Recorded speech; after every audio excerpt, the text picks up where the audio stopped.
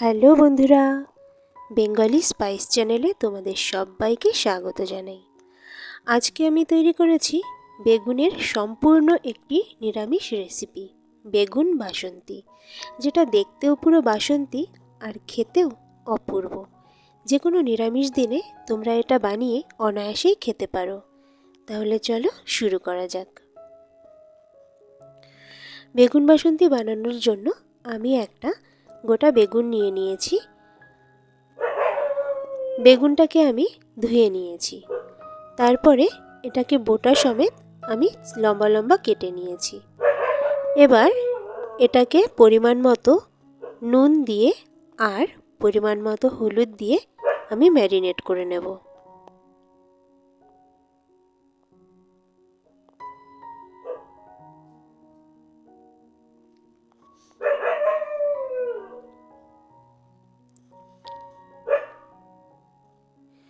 নুন হলুদ দিয়ে খুব ভালোভাবে বেগুনটাকে ম্যারিনেট করে নিতে হবে, যাতে বেগুনের প্রত্যেকটা অংশে নুন হলুদ ভালোভাবে লেগে যায়।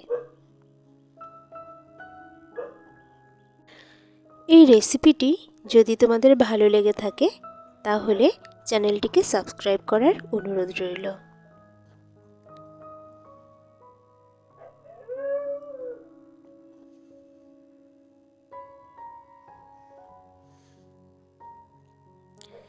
বেগুনে নুন হলুদ মাখানো হয়ে গেছে।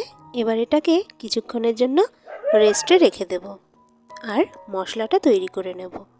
মশলা তৈরি করার জন্য নিয়েছি 1 চামচ পোস্ত, 2 চামচ সাদা সর্ষে বা হলুদ সর্ষে আর 1 চামচ কালো সর্ষে।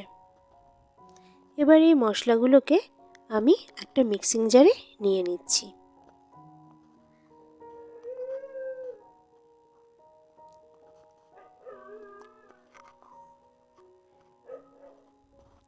সর্ষে আর পোস্তর সাথে আমি এবার মিশিয়ে নিচ্ছি কাঁচা লঙ্কা। আমি এখানে 5টা কাঁচা লঙ্কা নিচ্ছি, তোমরা যেমন ঝাল খাবে তেমন কাঁচা লঙ্কা অ্যাড করতে পারো। এবার এর ভেতরে দিয়ে দিচ্ছি সামান্য নুন। নুন দিয়ে সর্ষে পেস্ট করলে সর্ষেটা তেতো হয় না। আর দিয়ে দিচ্ছি সামান্য হলুদ, সুন্দর রঙের জন্য। এবার প্রথমে এটাকে শুকনো অবস্থাতে আমি গুঁড়ো করে নেব, তারপরেই আমি জল দিয়ে পেস্ট করব। মশলা পেস্ট করা হয়ে গেছে।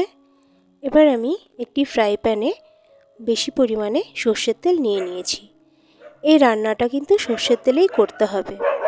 তার ভেতরে আমি দিয়ে দিচ্ছি সামান্য ঘি। এটা সম্পূর্ণ অপশনাল। এবার এই তেলের ভেতরে আমি বেগুনের স্লাইসগুলো ভেজে নেব।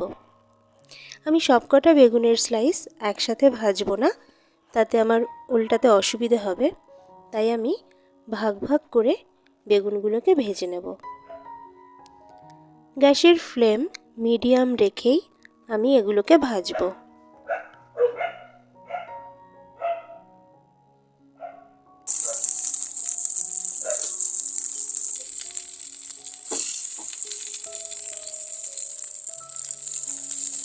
বেগুন ভাজার সময় এটা খেয়াল রাখতে হবে বেগুনগুলো যাতে খুব বেশি পুড়ে না যায়। খুব বেশি পুড়ে গেলে সেগুলো দেখতে বা খেতে ভালো লাগবে না।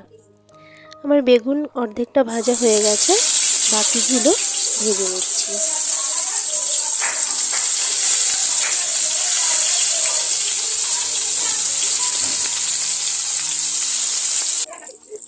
বেগুনগুলো আমি এখানে লম্বা করে কেটেছি, তোমরা ছোট করেও কাটতে পারো। এবার ওই একই তেলে আমি শুকনো লঙ্কা আর জিরে ফোড়ন দিয়েছি। এখানে তোমরা কালো জিরেও দিতে পারো। এরপরে আমি বেটে রাখা বা পেস্ট করে রাখা মশলাটা দিয়ে দিলাম, দিয়ে ভালো করে মিশিয়ে নিচ্ছি।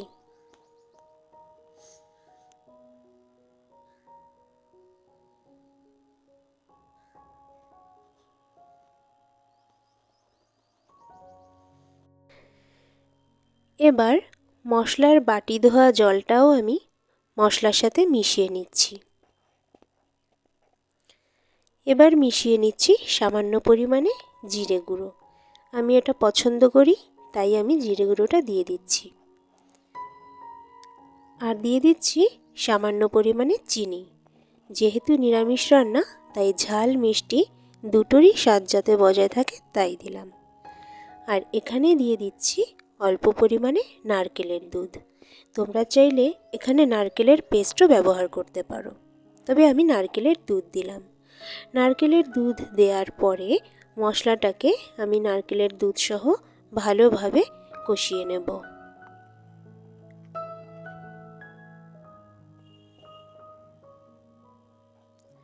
মশলাটা ভালোভাবে কষে গেলে এবার ভেজে রাখা বেগুনের স্লাইসগুলো আমি এতে মিশিয়ে দেব।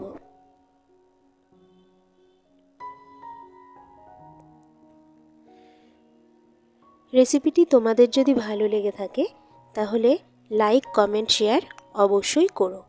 আর রেসিপিটি বাড়িতে তৈরি করে আমাকে অবশ্যই জানিও কেমন লাগলো। রান্না একেবারে শেষ পর্যায়ে চলে এসেছে। আর নিশ্চয়ই বুঝতে পারছো যে এই রেসিপিটিকে কেন বেগুন বাসন্তী বলা হয়। রান্নার পরে বেগুনের এই রেসিপিটি সম্পূর্ণ বাসন্তী কালারের হয়, তার জন্যই হয়তো এর এই নাম। তবে খেতেও কিন্তু অসাধারণ হয়েছিল। তোমরা বাড়িতে অবশ্যই ট্রাই করো কিন্তু।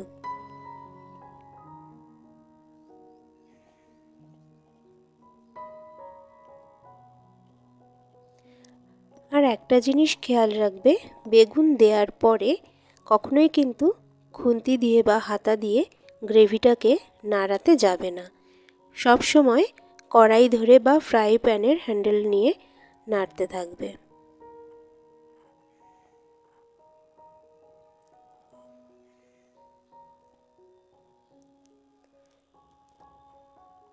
দেখো, বেগুন বাসন্তী রান্নাটা সম্পূর্ণ রেডি হয়ে গেছে। এবার সার্ভ করে নেব।